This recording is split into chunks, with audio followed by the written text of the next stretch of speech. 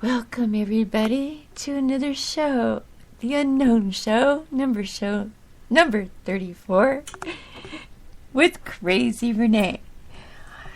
Look deep inside the neurons and the atoms of the brain of the Kra-Z Wren-A, and you might find what marks the sanity inside, deep inside the brain. But look deeper and you will find your own insanity, because none of us are really sane. Hello everybody. I'm just goofing off. As usual, I just wanted to say hello everybody. Good morning. It's another surprise show weekend. Every time Saturday comes around, it seems like I have to do a show. Isn't that strange? It's like if I don't do a show, I feel guilty. I don't want to feel guilty now, do I? No, of course not.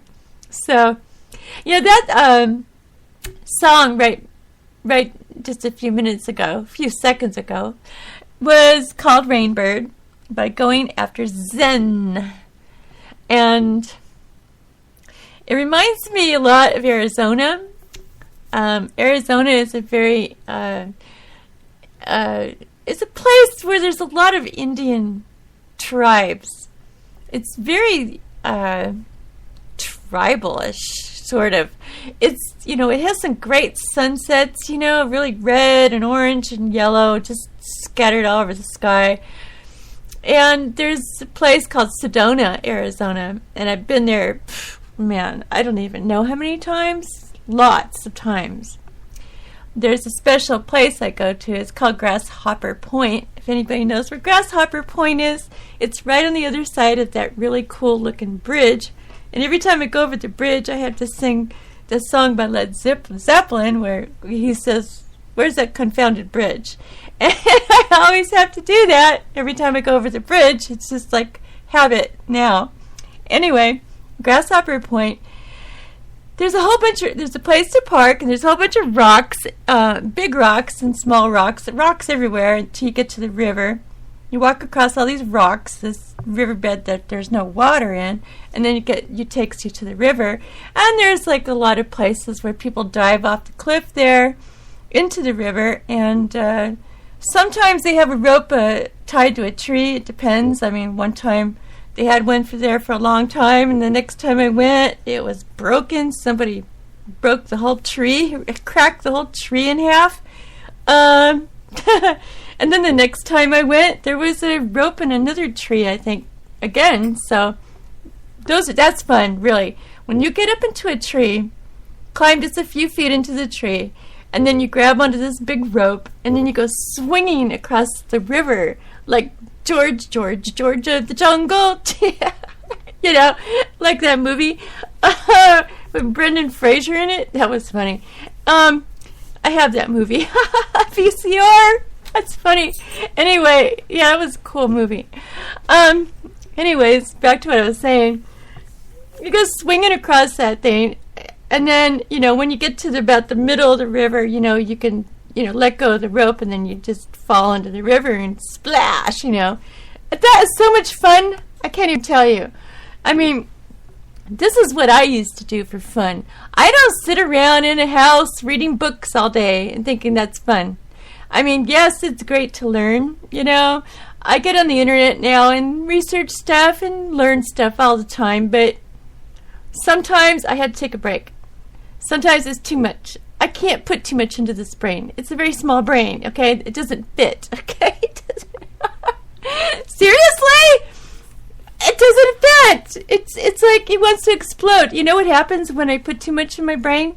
All of a sudden, I go brain dead, and I can go brain dead for days, sometimes weeks. I'm serious. I'm not kidding you. It's like my brain can't take it, and it just goes completely dead, and then I don't remember anything I read, anything I research, nothing. It's all gone.